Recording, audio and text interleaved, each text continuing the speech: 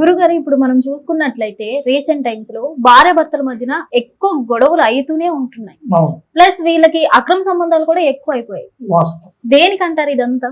వాస్తవానికి అయితే తల్లి, ఇలాంటి స్థితిగతుల్ని వాస్తవానికి చాలా రకాలుగా చూస్తూ ఉన్నాం. జీవితాలే కోల్పోతూ ఉన్నారు. ఒక్కొక్కరికి ఎదుటి వాళ్ళని ఆకర్షింపబడి చేసుకొని, భర్తతో భార్య అనుకూలంగా లేక, భార్యతో భర్త అనుకూలంగా లేక, కొన్ని చెడుగా ఆలోచించి కొన్ని సంబంధాలను ఏర్పాటు చేసుకొని వాళ్ళ సహజీవనాన్ని నడిపిస్తూ కుటుంబాన్ని అల్లకల్లోలం చేసి కొంతమందికి బానిసైపోయి జీవితాల్ని అనవసరంగా వాళ్ళ చేతులారా వాళ్ళే తుంచుకునే వాళ్ళు చాలా మంది ఉన్నారు. అలాగ తుంచుకునే దాంట్లో కొంతమందికి మనసులో ఉండవలసిన కొన్ని స్థితిగతులు, అర్థమైందా తల్లి, మనిషిలో ఉండవలసిన వాంఛ, ఆశ, ఆ ఆశకి ఆ మనిషి గురైపోయి చెడుగా దారిపోతూ ఉంటాడు. కొంత ధన రూపేనా గాని, మనిషి రూపేనా గాని, కొంతమంది కొన్ని వస్తువుల రూపేనా గాని ఒకళ్ళని ఆకర్షింపబడుతూ ఉంటారు. కొంత మనిషిలో ఉండవలసిన అందం, తేజస్, ఆ రూపేనా కూడా కొంతమంది ఆకర్షింపబడుతూ ఉంటారు.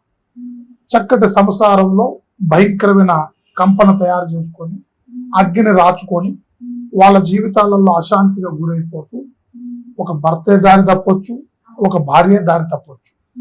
ఇలాగ దారి తప్పి చెడు సంబంధాలతో మనసులో నడుస్తూ ఉన్నారు కొంతమంది. ఆ చెడు సంబంధాలలో ఉండవలసిన వాళ్ళను కూడా మనం విముక్తుల్ని చేయవచ్చు.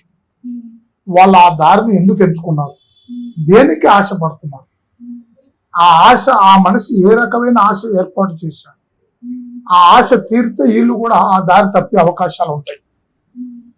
ఆ ఆశ ఏ రూపేనా తీరుతుంది. ఆ మనిషిని ఏ రకంగా చేస్తే ఆ ఆశ నుంచి బయటపడతారు. ఆ చెడు ఆశ ఎందుకు కలిగింది, వాళ్ళు కల్పించారా, వీళ్ళంతటా వీళ్ళు ఆశపడ్డారా, లేదా అది ఎట్లయితే డివైడ్ అవుతుంది, మళ్ళీ ఈ కుటుంబంలో ఎట్లయితే వాళ్ళ జీవితాన్ని హ్యాపీగా నడిపించగలుగుతారు అనేది కూడా మనం చక్కటి పరిష్కారాన్ని ఆలోచించవచ్చు. అదైనా తల్లి, వాళ్ళు ఏ రూపేనా వాళ్ళు అక్కడికి పోయారనేది మనకు ముందుగా తెలియాలి.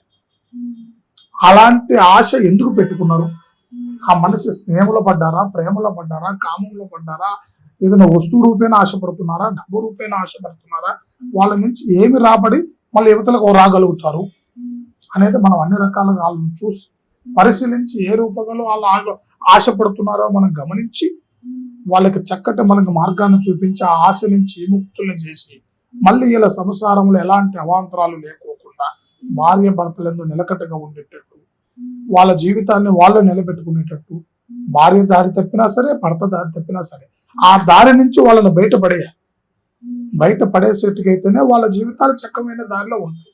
యువతలో ఒక దాంపత్య జీవితాన్ని ఏర్పాటు చేసుకున్నారు కదా, వాళ్ళ ఆ దాంపత్య జీవితం కాకుండా ఏరే జీవితం మీద ఆశపడ్డప్పుడు అవతల వాళ్ళ దారి తప్పించేసి వాళ్ళ దారి వాళ్ళు వెళ్ళిపోయి వాళ్ళ దారి వాళ్ళు చూసుకునే విధంగా మనం ఏర్పాటు చేసి వీళ్ళు మళ్ళీ దాంపత్య జీవితంలో సుఖంగా హ్యాపీగా బతికే విధంగా మనం చక్కటి పరిష్కారాన్ని కూడా మనం చేయవచ్చమ్మా. ఇప్పుడు భార్య భర్తల మధ్యన అక్రమ సంబంధాలు లేవు, ఓకే, అయినా సరే రోజు గొడవలు అవుతూనే ఉంటాయి. భర్త తాగొచ్చి కొట్టడం, ఈ గొడవలన్నీ దేని వల్ల అంటారు? మనిషిలో ఉండవలసిన కొన్ని స్థితిగతులు మీద దీనికి సంబంధించిన 10 విధాలు ఉన్నాయి. దీంట్లో కూడా వాళ్ళ కుటుంబ సంబంధానికి సంబంధించిన చెడు మంత్రమే కావచ్చు, గ్రహస్థితి వల్ల కలిగే సమస్య కావచ్చు, వాళ్ళలో ఉండవలసిన తాంత్రికమైన బంధనే కావచ్చు, లేదా ఎదుటివాడు వశీకరణ చేసుకుని గుంజుకోవటమే కావచ్చు. అసలు వీళ్ళు ఏ దానికి ఏ రకమైన సమస్యకి బానిసయ్యారు. ఇప్పుడు అతనిలో ఉండవలసిన లోతు ముందు తెలుసుకోవాలి. ఆమె ఎందుకు గురైంది, అతను ఎందుకు దేనికి గురయ్యాడు. ఒక మనిషి తానంతట తాను ఉట్టిన తప్పు చేయడు. అవతలలో కావాలని గుంజుకుంటే తప్పవుతుంది, లేదా అతని మీద ఏదైనా సమస్య చేస్తేనే తప్పవుతుంది. ఉట్టిగానే దారి తప్పడు కదా తల్లి. మనిషిలో ఏదో ఒక పురుగు దూరితేనే ఆ మనిషి స్థితి మారుతుంది. ఆ స్థితి ఎందుకు మారిందా అనేది మనకు తెలుసుకుంటే, రోగం తెలుసుకుంటే మందు వేయటం తేలిక. అతనిలో ఉండవలసిన రోగం ఏంది, అతనికి పుట్టిన బుద్ధి ఏంది, అతనిలో బుర్రలోకి చేరిన కర్మ ఏంది అనేది మనం తెలుసుకొని ఆయనకి తగ్గట్టుగా మనం మందేస్తే ఆ బుర్ర మారుతుంది. ఆ స్త్రీ అయినా ఆ పురుషుడైనా ఆ బుర్ర మారి ఆ స్థితి మారి అతని జీవితాన్ని మార్చి మళ్ళీ వాళ్ళ దాంపత్య జీవితాన్ని కుదురుపరిచి మళ్ళీ ఇలాంటి చెడంతా లేకోకుండా వాళ్ళ జీవితం చక్కటమైన మార్గంలో బిడ్డల్ని కుటుంబాన్ని కనుక్కొని వాళ్ళ జీవితం హ్యాపీగా నడిచే విధంగా కూడా మనం చక్కటి మార్గాన్ని ప్రయోగించజేయాలి. అంటే భర్త అక్రమ సంబంధం పెట్టుకున్నా, భార్య అక్రమ సంబంధం పెట్టుకున్నా పరిష్కరించే మార్గం ఉంది అంటే ఖచ్చితంగా వాళ్ళు ఏ రకమైన దారిలో ఉన్నా ఆ చెడు నుంచి బయటపడేసి మంచి మార్గంలో నడిపించే అవకాశం మన దగ్గర ఖచ్చితమైన మార్గం ఉంది. అలాంటి దారి తప్పిన వాళ్ళని మనం ఒక దారిలో పెట్టవచ్చు.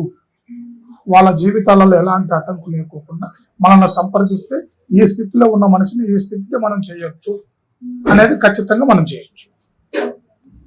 సో చూసారు కదా, గురువు గారు ఇప్పటి వరకు మనకు అనేక ప్రశ్నలకు సమాధానాలు చెప్పుకుంటూ వచ్చారు. ఏదేమైనా మీకు వీటిలలో ఎలాంటి సమస్య ఉన్నా గానీ శివశక్తి జ్యోతిష్యాలయం మనకు ఉంది. అలాగే ఈ వీడియో కింద కూడా గురువు గారి కాంటాక్ట్ నెంబర్ స్క్రోల్ అవ్వడం జరుగుతుంది.